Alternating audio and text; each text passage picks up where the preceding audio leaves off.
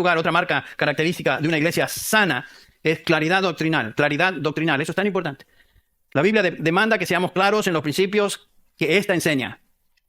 La Biblia enseña principios, doctrinas que los creyentes necesitamos entender y comprender para desarrollar convicciones que nos guíen a vivir de acuerdo a la voluntad de Dios. Mucha gente piensa que la doctrina no es necesaria, que la doctrina envanece, que la doctrina esto, que la doctrina es lo otro.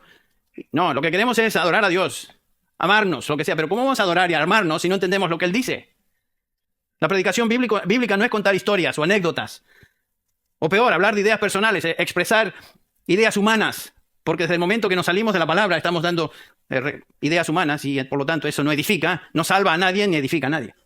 Yo recuerdo hace unos años estábamos en una iglesia con Bárbara donde todos los domingos, Dani también la conoce, donde todos los domingos el pastor comenzaba la reunión con una anécdota, una palabrita, tal vez algo que leyó en el diario del domingo, era día domingo, así que lo que leyó ese domingo, y en este caso era el Miami Herald, que ya les digo dónde estábamos.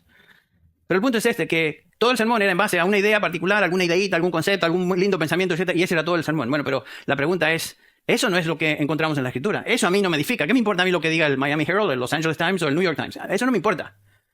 Gracias a Dios que el Señor me dio la oportunidad de enseñar en otro contexto, en esa iglesia, en un contexto de clase de escuela dominical y de hermanos en Cristo. Allí yo tenía la oportunidad de enseñar.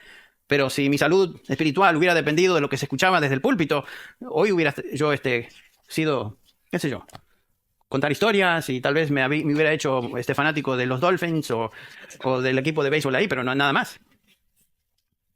La Biblia contiene un cuerpo de doctrina, es lo que estoy tratando de decir. Y debe ser entendido, predicado para la salvación de los oyentes y la santificación de los hijos de Dios. ¿Ven qué importante es la palabra de Dios? El apóstol Pablo se refiere a esta realidad cuando escribe a los Romanos en el capítulo 6, versículo 17, les dice, pero gracias a Dios. ¿Por qué da gracias Pablo a Dios? Por esto, que aunque erais esclavos del pecado, os hicisteis obedientes de corazón, aquella forma o molde es la traducción literal, el molde de doctrina a la que fuisteis entregados.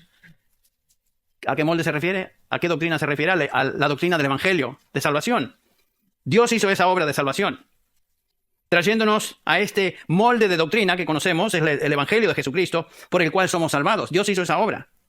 Y Pablo agradece a Dios por la salvación de estos creyentes en Roma, quienes antes habían sido esclavos del pecado y condenación, pero ahora eran obedientes de corazón a esa doctrina. Ven qué importante es conocer la doctrina bíblica, la doctrina apostólica. La única manera de escapar del pecado y su condenación es ser obedientes, creer la doctrina del Evangelio. Los primeros creyentes, allá en el capítulo 2 de Hechos, comienza la iglesia en Jerusalén. Después de la predicación de Pedro, la primera predicación registrada ahí en Hechos, tenemos en el capítulo 2, 3,000 almas se convierten. Ustedes recuerdan la narración de Lucas ahí en el capítulo 2 de Hechos. Y comenzando con el versículo 42, nos dice Lucas a qué se dedicaban los primeros cristianos. ¿Qué piensan que ustedes hacían los primeros cristianos? Cantaban, sin duda. Hacían un montón de cosas, pero lo que Pedro aquí subraya, lo que nos dice Lucas, es que se dedicaban continuamente a la doctrina de los apóstoles. ¿Por qué? Bueno, era la doctrina de los apóstoles que ellos habían recibido directamente de Jesús. La doctrina apostólica, las enseñanzas de Cristo Jesús, la doctrina del Evangelio, a eso se dedicaban. A la enseñanza y explicación y exposición de la doctrina de los apóstoles. No es suficiente decir, bueno, yo amo a Jesús. Pregunta, uno debe entender, ¿de quién hablas? ¿Quién es Jesús para ti? ¿Qué vino a ser Jesús? ¿Qué está detrás de esa declaración? Bueno, yo amo a Jesús. ¿Conoces el Evangelio? ¿Entiendes el Evangelio? ¿Entiendes la doctrina del Evangelio?